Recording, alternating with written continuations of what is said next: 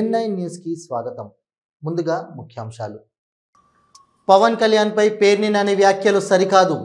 Janasena party incharge బండి రామకృష్ణ.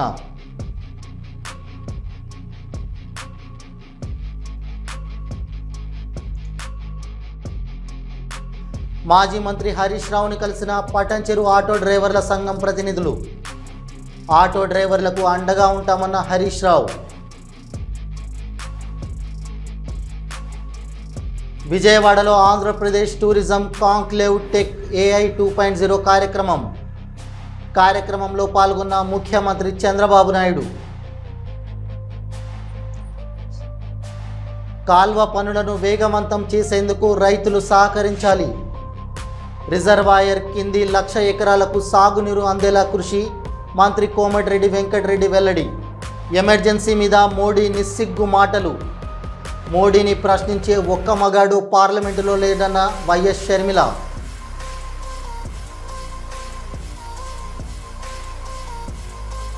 జూరాల ప్రాజెక్టును కాంగ్రెస్ ప్రభుత్వం పట్టించుకోవడం లేదు. కాంగ్రెస్ పై మాజీ మంత్రులు శ్రీనివాస్ గౌడ్, లక్ష్మారెడ్డి విమర్శలు.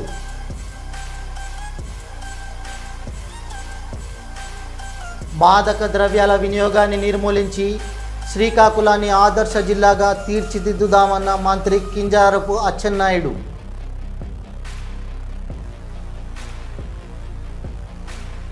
మచిలీపట్నం జనసేన పార్టీ కార్యాలయంలో పవన్ కళ్యాణ్ పై పేర్ని నాని చేసిన వ్యాఖ్యలను ఖండించిన Machilipatnam Janasena party in-charge DCMS chairman Bandi Ramakrishna. అందరికీ నమస్కారం. ప్రింట్ మీడియా నా సోదరులందరికీ ముందుగా నమస్కారం. ఈరోజు నీ సమావేశం ఏంటంటే, పేర్ని నాని గారు, మా నాయకుడు పవన్ కళ్యాణ్ గారు మొన్న సంవత్సరం పరిపాలనలో ఎంత చక్కగా జరిగింది, ఇంకేం చేయాలి, ఏం చేయలేకపోయామనే విషయం మీద చంద్రబాబు నాయుడు గారు, లోకేష్ గారు, పురంధేశ్వరి గారు, పవన్ కళ్యాణ్ గారు ఎంతో చక్కగా అందరికీ అర్థమయ్యేటట్టుగా స్టేట్ మొత్తం నాయకులందరినీ తీసుకొచ్చి, అలాగే అధికారులను తీసుకొచ్చి మాట్లాడారు. ఎక్కడ ఒక నిమిషం కూడా టైం వేస్ట్ కాదు. దాంట్లో పవన్ కళ్యాణ్ గారు కొంతమంది వైసీపీలో ఉన్నటువంటి కొంతమంది, అందరు కాదు, ఆ కొంతమందికి అధికారం లేకపోయేటప్పుడు పిచ్చెక్కేసి ఏం మాట్లాడుతున్నారో అర్థం లేకుండా పోతుంది. వాళ్ళు చేసిన లిక్కర్ మాఫియా అది ఎన్నో రోజు పేపర్లో సీరియల్ లాగా వస్తుంది. వాళ్ళు ఉన్నప్పుడు మట్టి ఎలా దోషించారో, ఆ సజ్జల రామకృష్ణ గారు అక్కడ ఉన్న అడవులు ఎలా దోషించారో, హైదరాబాద్లో కానీ ఎక్కడెక్కడ ఆస్తులు దోషించారు ఇవన్నీ కూడా మా వాళ్ళు తెలుసుకుని పద్ధతి ప్రకారంగా ఎండగడుతున్నారు. వీళ్ళకి ఏం తొయ్యక అధికారం లాగా పెచ్చకి ఏదేదో మాట్లాడుతున్నారు.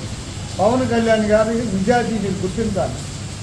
మీరు ఎప్పుడైనా ఏదైనా పదం ఇవ్వాలంటే వీడు మనకైనా ఓటేసింది, వీడు మన వైసీపీ కూడా కాదా అని చెప్పి తెలుసుకొని పనిచేశారు. పవన్ కళ్యాణ్ గారు స్టేట్ మొత్తం 13,326 పంచాయతీల్లో అన్ని 300 పంచాయతీలు, 3,000 పంచాయతీలు కూడా మాకు లేవు. 10,000 పంచాయతీల్లో అధికారంలో ఉన్నది వైసీపీ ప్రభుత్వం, వైసీపీ నాయకులు అని కూడా చూడకుండా వాళ్ళు మా బిడ్డలే, వాళ్ళు మా నాయకులే, ఏదైనా ఉంటే ఎలక్షన్ వరకే మనం అవన్నీ ఆలోచించుకోవాలి తప్ప పంతాలకు పోకూడదనే ఆలోచనతో అందరికీ కూడా యావరేజ్ 50 లక్షల రూపాయలు వేశారు. గోకులాలు కట్టించారు, పారీగోళ్ళు కట్టించారు స్కూల్కి. మీరు ఎప్పుడైనా కట్టించారా? మీరు ఎప్పుడైనా రోడ్లో పల్లెటూరులో ఒకటి ఉన్నాయని అక్కడ మన రైతన్నులు ఇబ్బంది పడతాను ఈరోజు ఆలోచించారా? మీరు మాట్లాడుతున్నారు ఇవాళ. మాజీ మంత్రి హరీష్ రావుని పటాన్చెరు ఆటో డ్రైవర్ల సంఘం ప్రతినిధులు శుక్రవారం కలిశారు. ఈ సందర్భంగా వారు మాట్లాడుతూ, కాంగ్రెస్ ప్రభుత్వం అధికారంలోకి వచ్చిన తర్వాత ఆటో కార్మికుల జీవితం దయనీయంగా మారింది. ఎన్నికల సమయంలో ఇచ్చిన హామీలను విస్మరించి మమ్మల్ని మోసం చేశారు అంటూ ఆవేదన వ్యక్తం చేశారు. తమ సమస్యలను BRS ముందుండి పరిష్కరించాలని వారు విజ్ఞప్తి చేశారు. ఈ సందర్భంలో హరీష్ రావు మాట్లాడుతూ, కాంగ్రెస్ పార్టీ అధికారంలోకి వచ్చిన 18 నెలల వ్యవధిలో 142 మంది ఆటో కార్మికులు ఆత్మహత్యలు చేసుకున్నారన్నారు. ఇవి ముమ్మాటికి కాంగ్రెస్ ప్రభుత్వ హత్యలే అని ఎన్నికల ముందు హామీ ఇచ్చి అధికారంలోకి వచ్చాక మాట తప్పడం రేవంత్ రెడ్డికి అలవాటుగా మారిందన్నారు. జై తెలంగాణ హర్షణ నాయకత్వం హర్షణ నాయకత్వం కేసీఆర్ గారి నాయకత్వం కేసీఆర్ గారి నాయకత్వం ఆటో కార్మికుల డిమాండ్లను పరిష్కరించాలి ఆటో కార్మికుల డిమాండ్లను ఆటో కార్మికుల డిమాండ్లను కార్మికుల ఐక్యత కార్మికుల ఐక్యత జై తెలంగాణ. విజయవాడలోని మురళీ ఫార్చునర్ హోటల్లో Andhra Pradesh tourism conclave tech AI 2.0 కార్యక్రమం జరిగింది. ఈ కార్యక్రమానికి ముఖ్య అతిథులుగా ముఖ్యమంత్రి నారా చంద్రబాబు నాయుడు, యోగా గురువు పతంజలి రామ్దేవ్ బాబా హాజరయ్యారు. ముఖ్య అతిథులకు ఎంపీ కేశినేని విశ్వనాథ్, మంత్రి కందుల దుర్గేష్, ఎమ్మెల్యేలు గద్దె రామ్మోహన్, కొలికపూడి శ్రీనివాసరావు తదితరులు స్వాగతం పలికారు. ఆంధ్రప్రదేశ్ కారవ్యాన్ టూరిజం బస్ను ముఖ్యమంత్రి నారా చంద్రబాబు నాయుడు, రామ్దేవ్ బాబా, ఎంపీ కేశినేని శివనాథ్, మంత్రి కందుల దుర్గేష్, ఎమ్మెల్యేలు గద్దె రామ్మోహన్, కొలికపూడి శ్రీనివాసరావు జెండా ఊపి ప్రారంభించారు. ఉదయ సముద్రం ఎత్తిపోతల పథకంలోని బ్రాహ్మణ వెల్లేముల రిజర్వాయర్ కింద మిగతా భూసేకరణను త్వరితగతిన పూర్తి చేస్తే పరిహారం ఇచ్చేందుకు సిద్ధంగా ఉన్నామని రాష్ట్ర రోడ్లు, భవనాలు, సినిమాటోగ్రఫీ శాఖల మంత్రి కోమటిరెడ్డి వెంకటరెడ్డి అన్నారు. ఈ విషయంలో రైతులు సహకరించి త్వరితగతిన భూములను అప్పగించాలని, తద్వారా కాల్వ పనులను వేగవంతం చేసి పూర్తి చేసి రిజర్వాయర్ కింది 1,00,000 ఎకరాలకు సాగునీరు అందించేందుకు ప్రభుత్వానికి వీలవుతుందని తెలిపారు. పచ్చని భూమిని కాపాడుకుంటూ చెట్లని చిన్ననాటి నుంచే నాటుతూ వాతావరణంలో కాలుష్యాన్ని నిర్మూలించాలని కడప జిల్లాకు చెందిన కోట కార్తిక్ అనే డిగ్రీ చదివే విద్యార్థి మరియు సైకిల్పై భారతదేశ యాత్రలో భాగంగా గుంటూరు వచ్చారు. సేవ్ ఎర్త్ సేవ్ ట్రీస్, భూమిని కాపాడుకుందాం చెట్లని నాటుదాం అనే కార్యక్రమం స్ఫూర్తితో దారిలో చెట్లు నాటుతూ కాలుష్య రహిత భారతదేశం నిర్మాణం జరగాలని ఆయన ఆకాంక్షిస్తూ దేశ పర్యటనలో భాగంగా గుంటూరు వచ్చిన సందర్భంలో తెదేపా నేత, బ్రాహ్మణ చైతన్య వేదిక రాష్ట్ర అధ్యక్షుడు సిరిపురపు శ్రీధర్ని కలిశారు. బ్రాహ్మణ చైతన్య వేదిక చాణక్య ఫ్రెండ్ సర్కిల్ వారు సైకిల్ యాత్రకు సంఘీభావం తెలియజేశారు. అతనికి భోజన వసతి సౌకర్యాలు ఏర్పాటు చేసి ఆయన్ను గుంటూరు నుంచి సిరిపురపు శ్రీధర్ జెండా ఊపి అతని యాత్రను తిరిగి ప్రారంభం చేశారు. ఈ సందర్భంగా శ్రీధర్ మాట్లాడుతూ నేటి యువతకు కార్తిక్ స్ఫూర్తిగా నిలవాలని, చిన్న వయసులోనే భూమిని కాపాడడం, చెట్లను నాటాలి, కాలుష్యాన్ని తగ్గించాలి అనే ఉద్దేశం యువకుల్లా రావడం అభినందనమని, నేటి యువకులు చదువులు, సాఫ్ట్వేర్ ఉద్యోగాలతో పాటు భూమి మీద సామాజిక సమతుల్యత ఎలా చేయాలనేది కూడా గ్రహించాలని, ఈ యువకునికి సోషల్ మీడియాలో దాదాపు 2 లక్షల మంది ఫాలోవర్స్ ఉన్నారని, ఈ యువకుడు కడప నుంచి కాశ్మీర్ వరకు జరిపే ప్రయాణం దిగ్విజయంగా జరగాలని, ప్రతి గ్రామం, పట్టణం, నగరాల్లో యువకుడికి సంఘీభావం తెలియజేయాలని శ్రీధర్ పిలుపునిచ్చారు. ఈ కార్యక్రమంలో చిలుమూరు ఫణి, ఎండపల్లి శబరి, ఫణి నాగరాజు, వడ్లాముడి రాజా, నాగేశ్వరరావు తదితరులు పాల్గొన్నారు. ఈ యువకుడు కోట కార్తిక్ అని కడప నుంచి ఆయన భారతదేశ యాత్రకి బయలుదేరారు. సేవ్ ఎర్త్ సేవ్ ట్రీస్ అంటే భూమిని కాపాడుకుందాం, చెట్లని నాటుదాం, వాతావరణ కాలుష్యం లేకుండా చేద్దాం ఈ భూమి మీద అనే కాన్సెప్ట్తో యువకుడు బయలుదేరాడు. అతనికి సంఘీభావంగా గుంటూరు వచ్చిన సందర్భంగా సంఘీభావం తెలియజేయడం జరిగింది. గుంటూరులో ఇక్కడ గుంటూరులో స్థానికంగా 1-2 ప్రాంతాల్లో చెట్లు నాటడం ఈ యువకుడు చేయటం జరిగింది. ఎందుకంటే ప్రతి ఒక్కళ్ళు చెట్లు నాటితే వాతావరణ కాలుష్యం, వాతావరణ సమతుల్యం ఏర్పడుతుందనే భావంతో మరి చిన్ననాటి నుంచే ఈ డిగ్రీ చదివే యువకుడు ఈ కార్తీక్ మరి భారతదేశ యాత్ర మరి చేయటం చాలా హర్షించదగ్గ పరిణామం. ఖమ్మం రూరల్ మండలం ఎం వెంకటపాయంలో భర్త ఇంటి ఎదుట భార్య పాపిట్ల పరిమళ బైఠాయించి ఆందోళనకు దిగింది. ప్రేమించి పెద్దల సమక్షంలో పెళ్లి చేసుకుని ఓ మగబిడ్డకు తండ్రై భర్త పాపిట్ల మహేష్ అనే కానిస్టేబుల్ మొహం చాటేశాడని ఆరోపించింది. పాపిట్ల మహేష్ 8వ బెటాలియన్ కానిస్టేబుల్గా భద్రాద్రి కొత్తగూడెం జిల్లాలో విధులు నిర్వహిస్తున్నాడు. సార్. కానీ మా అత్తయ్య మా మావయ్య మా బాగా మా వదిన వల్ల చెడిపోతుంది సార్. మా ఆయన చాలా మంచోడు. ఆయన మైండ్ అంతా వీళ్ళే మార్చారు సార్. నేను 2018 నుంచి ఆయనతో కలిసిన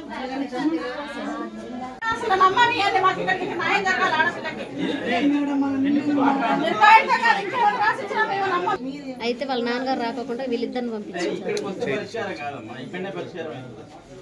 దీనికి నాకు న్యాయం జరగాలనిపించేది సార్. నా పేరు పాపిట్ల పరిమళ, మా ఆయన పేరు పాపిట్ల మహేష్.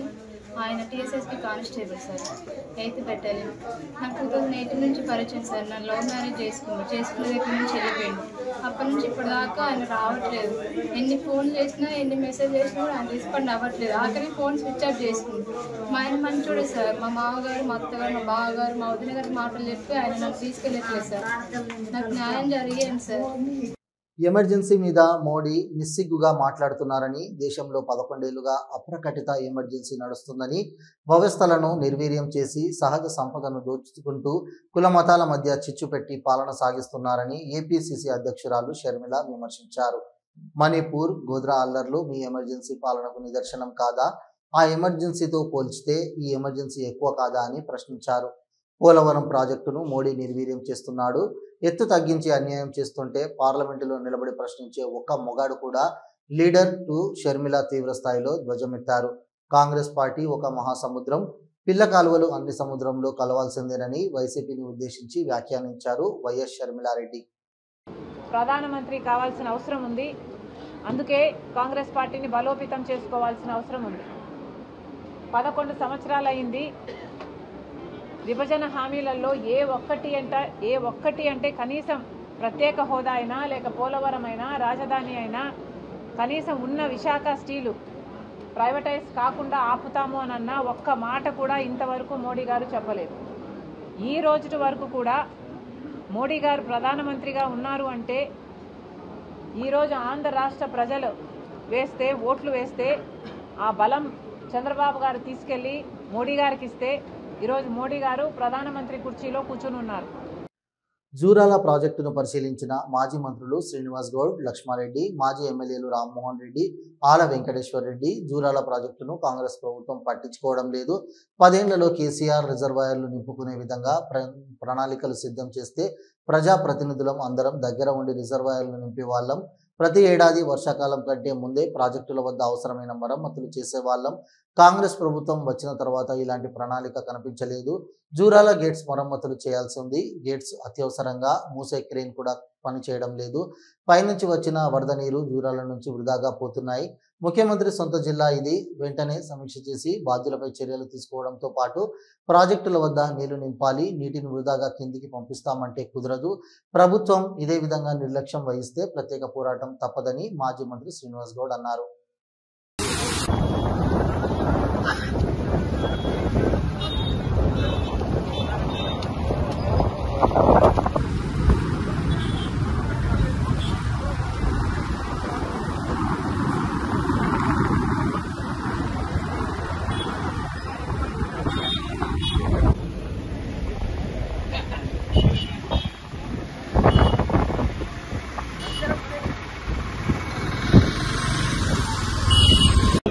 ఈ రోజు ఇక్కడ జూరాల రిజర్వాయర్ దగ్గర నిర్లక్ష్యం వహిస్తున్నారు.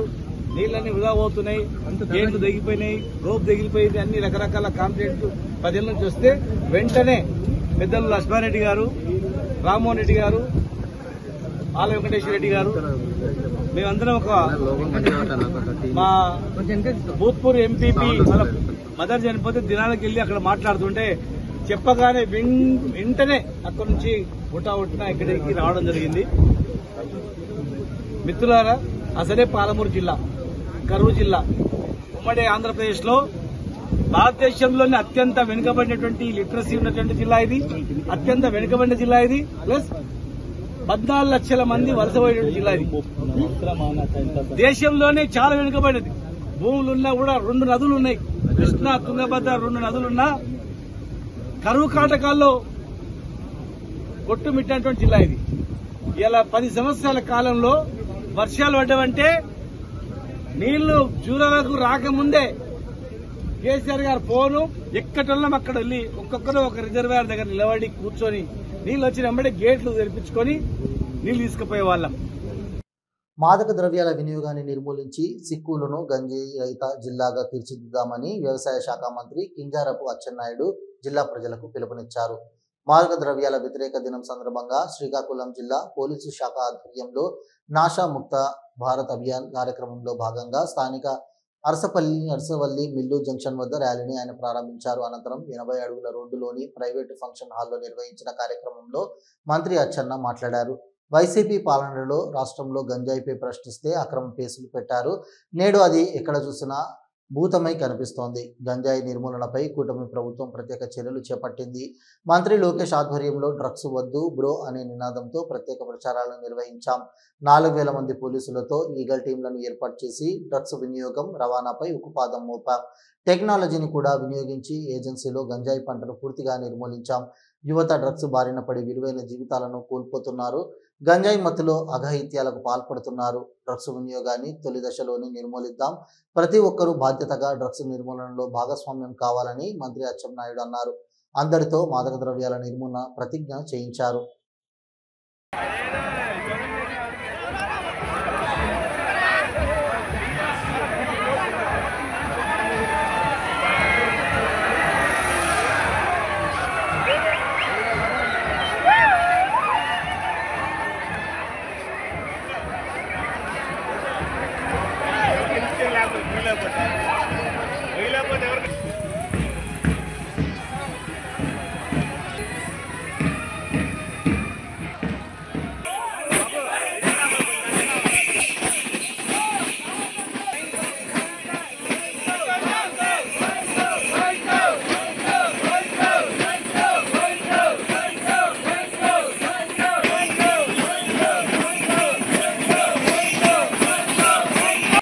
హుస్నాబాద్ నియోజకవర్గ పర్యటనలో భాగంగా మంత్రులు పొన్నం ప్రభాకర్, దామోదర రాజనరసింహ, కోమటిరెడ్డి వెంకటరెడ్డి, తుమ్మల నాగేశ్వరరావు బస్వాపూర్ చేరుకున్నారు.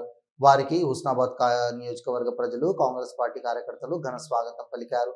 ఈ సందర్భంగా బస్వాపూర్ నుండి హుస్నాబాద్ పట్టణం వరకు భారీ బైక్ ర్యాలీ నిర్వహించారు.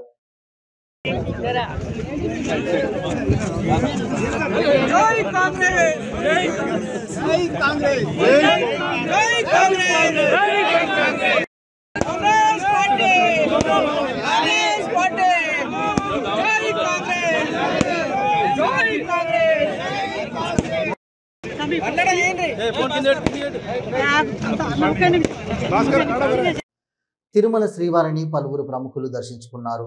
Court cinema heroine Sridevi VIP దర్శన సమయంలో స్వామివారిని దర్శించుకుని మొక్కులు చెల్లించుకున్నారు. ఆమెతో పాటు ఎమ్మెల్యే సృజనా చౌదరి, నిర్మాత బండ్ల గణేష్, ఎమ్మెల్యే పులివర్తి నాని, ఉత్తరాఖండ్ మాజీ సీఎం తీర్థ సింగ్ రావత్, ఎమ్మెల్యే మాధవి రెడ్డి కూడా శ్రీవారి సేవలో పాల్గొన్నారు. దర్శనానంతరం ఆలయ అర్చకులు వారికి ఆశీర్వచనం, తీర్థప్రసాదాలు అందజేశారు. ఇవి ఈనాటి వార్తలు. చూస్తూనే ఉండండి న్యూస్.